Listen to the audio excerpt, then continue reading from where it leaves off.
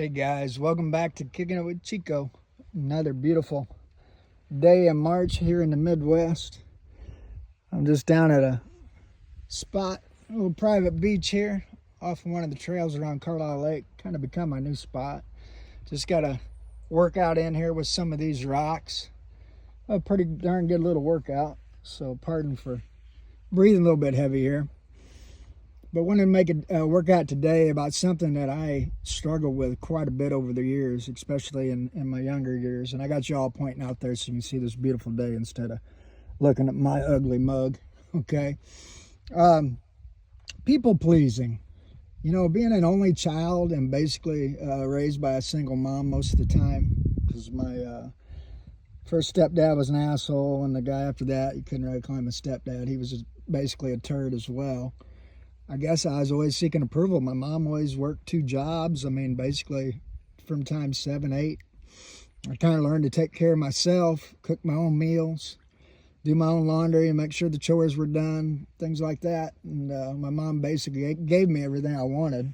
So it's kind of a weird dynamic there. Yeah, I was kind of spoiled, but I just didn't get a lot of attention. My mom worked her ass off to make sure back in the early 80s, mid to late 80s, I guess you could say, when the Jordans first came out. I remember that distinctly, man.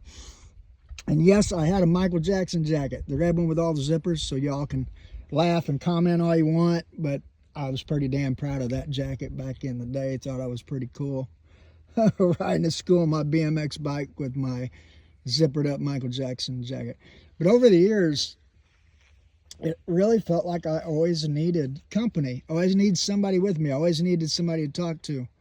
You know, I just, especially the older I got, you know, when I became able to drive, you know, having a girlfriend from the time I was 16 till I was 20, created a type of codependency, I guess. You know, and then you go through breakups and things like that. It's like, oh, I can't handle this on my own. I need somebody to talk to, man. I got to spew my guts to somebody. I got to let somebody know how I feel. I got to have communication. I got to have somebody there all the time. And those relationships and friendships become dependent based. You know, they weren't a choice. They were dependency. So instead of being a choice, like, yeah, I'd like this person to be my friend, like, well, here's this person I can talk to. Let's try to turn them into a friend. At least I got somebody to talk to, somebody to listen to. What goes along with that a lot of times is you don't develop very good boundaries. I didn't have very good boundaries throughout my life, which dictates different situations that happen in your life, whether it be relationships, marriages, jobs, friendships, different options, different things you may do. You may, hey, can you babysit for me? Well, yeah, I don't want to tell them no. I want them to really like me. I need everybody to like me. I always need somebody there to talk to. You know, and a lot of people struggle with that as well. I knew some friends, especially at the prison, that become pretty close to me. They always felt like they had to be liked by everybody.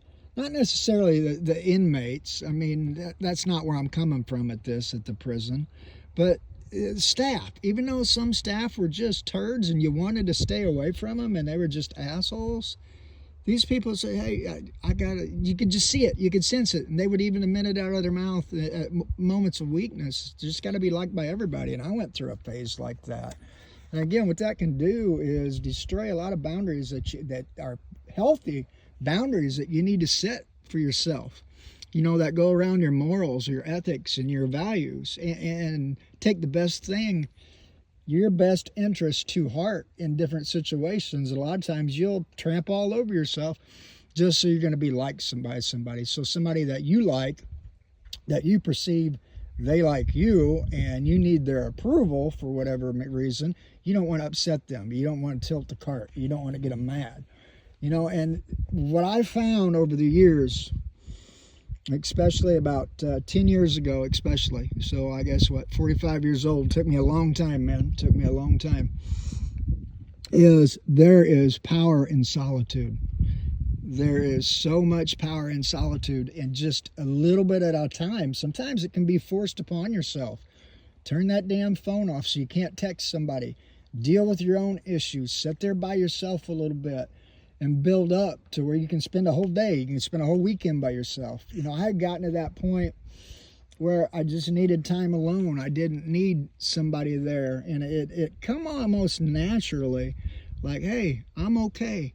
A relationship can be a choice, not a dependency. Meditation really helped me in that space. Just understanding that everything I got that I need, it's love, it's attention, it's caring, I can give that all to myself. I can take care of myself. I can love myself. I can talk to myself. A lot of us never do that. We never even talk to ourselves. You know, we spend more time on this earth with ourselves than we do anybody else, but how often do we actually get to know ourselves? And what I mean by that is how often are we alone with our thoughts? How often do we turn the cell phone off? Maybe take a 20, 30 minute, an hour ride by ourselves, turn off the radio, or get somewhere where it's quiet. Go into the basement, go into the bedroom, shut the door, turn off the TV. You know, in today's society, everywhere we turn, we are bombarded by somebody's opinion, whether it be influencers on TikTok, on YouTube, on Instagram, it be on TV with the news, with reality shows. Turn on the radio, you got the same thing. Heck, a lot of people don't even listen to the radio anymore. They're just listening to podcasts. So basically, you're getting somebody else's opinion and not trying to find out what's going on within yourself, checking yourself, saying, okay, why am I struggling with this? Do I still have this belief that maybe I generated and created when I was a kid? This was something set apart by my mom, my dad, aunts, uncles, cousins, or whatever I believed at the time. You know, as life goes on, learning to be self-dependent and understand everything you need comes from within you. All the power you need comes from within you, and you can love yourself. When you can love yourself in a healthy manner, and you have faith and trust in that, then you can truly love somebody else. And that's just my own personal belief in what I've discovered over the past 10 years and throughout a lifetime. I mean, I've made a lot of mistakes in this world. A ton of mistakes, especially in the first 45 years. I was kind of a turd, I guess you could say. I made a lot of bad decisions, a lot of bad choices that put me in a lot of predicaments that I learned from, and they're experiences. As long as you can learn from an experience, hey, move on, let go of it, and go on to the next thing, and don't make that same mistake again because you learn from your experience. So that's kind of what I do on YouTube, is kind of share some of the things that I've been through. And if you're younger, especially in your 20s, 30s, maybe even a teenager, look within. Look within for that power. Turn off that phone. Turn off the phone.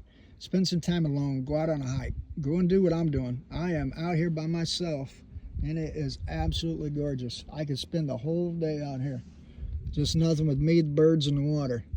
But I gotta go get the kids here in a little bit. But just at least I had an opportunity to come out here and spend some time.